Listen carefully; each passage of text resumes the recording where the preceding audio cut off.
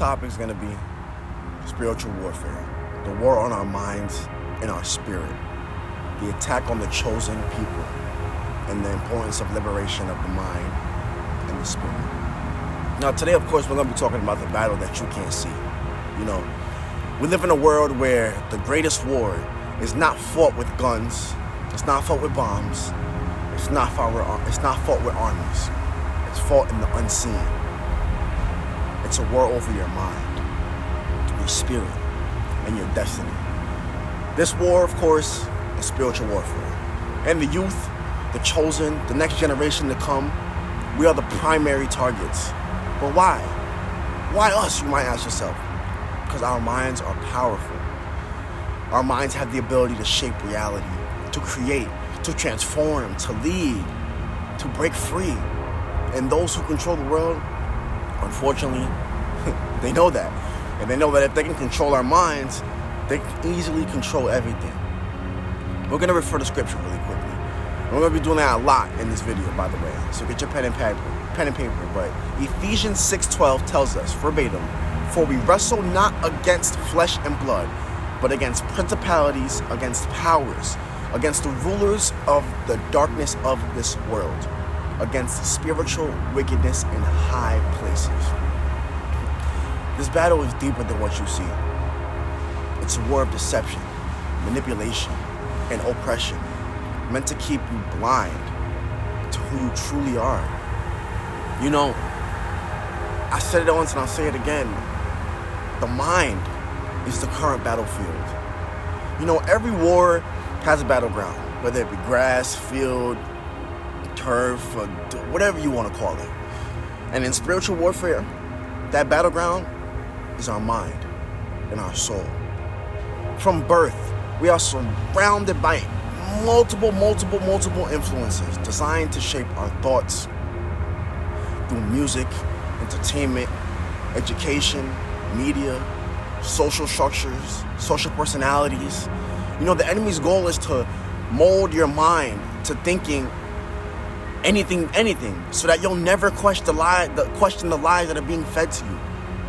2 Corinthians chapter 10, verses 4 through 5 says, "For the weapons of our warfare are not carnal, but mighty through Elohim, the Most High, to the pulling down of strongholds, casting down imaginations, every high thing that exalted itself against the knowledge of Elohim, and bringing into captivity every thought to the obedience of the Most High." Now, this means that the real war is not fought with physical weapons, as I've stated before. And I'm going to be very repetitive because it's imperative that we understand this information. And that it's fought, the war that's being currently fought is fought with information, deception, and deep control and altered perception. Hosea 4:6 warns us and says, "My people are destroyed for their lack of knowledge." If they can keep you distracted, misinformed, and detached from truth, they win. Because a lost mind is an enslaved mind. Because a lost mind is an enslaved mind. And you might be wondering yourself, you know, with the chosen people, why do we face the most attacks? You know, and it's pretty clear, you know, why we suffer so much. Why we always seem to be under attack. And the answer is clearly found in Scripture. Deuteronomy 28, verses 64 through 68, describes the prophecy of a people who would be enslaved, scattered, and oppressed worldwide. That's us. This is not just ancient history. It is the reality of the chosen people today. You. I'm speaking to you. You are chosen. This is why you are constantly being attacked. Once again, 2 Ezra chapter 6, verses 56 through 59 confirms that other nations rule over us because of prophecy, prophetic nature, but that the Most High has not and will never forget his chosen. Matthew chapter 24, verse 9 tells us verbatim, "Then shall they deliver you up to be afflicted, and shall kill you, and ye shall be hated of all nations for my name's sake." That sounds kind of outrageous, right? But it's prophecy. Being chosen does not mean privilege. It means responsibility. It means you are constantly going to be targeted, attacked, and constantly suppressed and silenced. They fear our awakening because once we awaken, their power crumbles. It disappears. Now, the weapons used against us during spiritual warfare, we're going to go over list by list. Because since the goal is to enslave our minds, let's sit here and examine the main weapons that they used against us. Grab a pen and paper and do deeper research on these things. Deception and lies. Our history is constantly, consistently rewritten. Our identities are always being erased, and our truth is always hidden. Distractions, entertainment, social media, music, and trends keep us from seeking wisdom. Fear and oppression. Psychological and physical oppression keep us feeling powerless. And last but not least, division. The chosen are turned against each other through self-hatred and consistent oppression and division.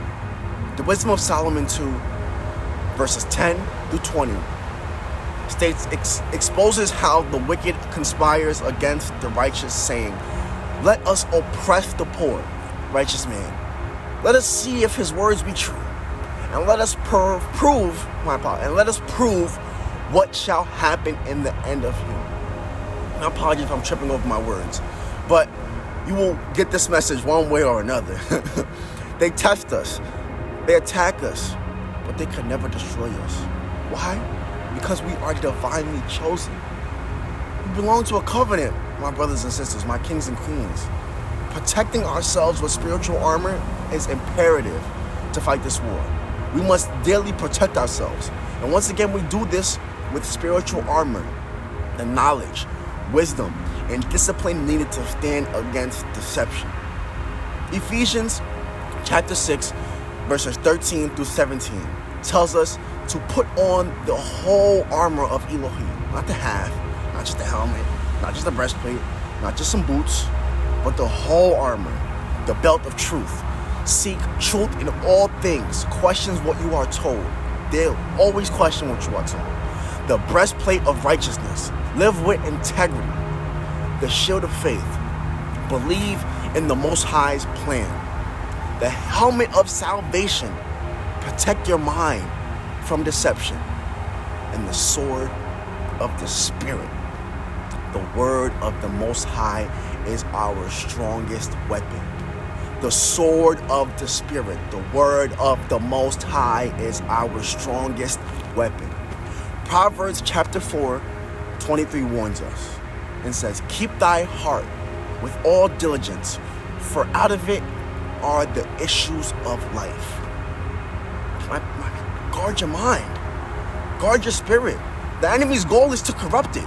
And if you don't know that by now, then you're doing yourself a disservice. Mental and spiritual liberation, breaking free from the system, is deeper than just buying a house and some land. It's knowing scripture. And once we recognize the war being waged against us daily, we must begin the journey of mental and spiritual liberation. This means deprogramming from lies, seeking hidden truth in scripture and history. Remember, the Bible is historical text. Strengthening the mind, reading, studying, and building critical thinking. I know it's hard sometimes, but you must do this. You must always protect your spirit, guard what you consume, and reject negative influences, and unite as a people, and knowing that we are not alone in this fight. John chapter 8, 32 tells us, "And ye shall know the truth, and the truth shall set you free." I know we hear that a lot. The truth shall set you free. And it sounds kind of cliche, but in the simplest forms and terms, it's true. Romans 12:2 instructs us and says, "Be not conformed to this world, but be ye transformed by the renewing of your mind." The system wants you to stay asleep, but once you awaken, you can never go back. It's like putting on those magic glasses. You can never take them off. You can never force anybody to read them. Have them on. And once again, you can never take them off.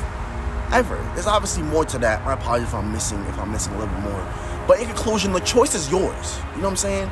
This war is real. It's not fake. The attacks are real.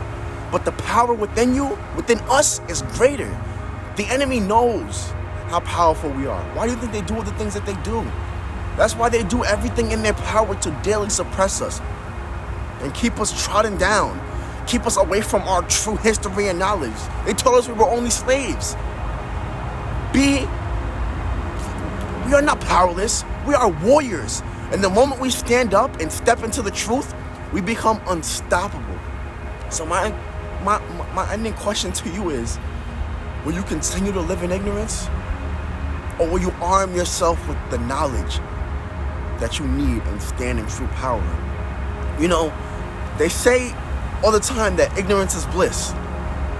But how long will you stand in ignorance and ignore the truth? Peace, family.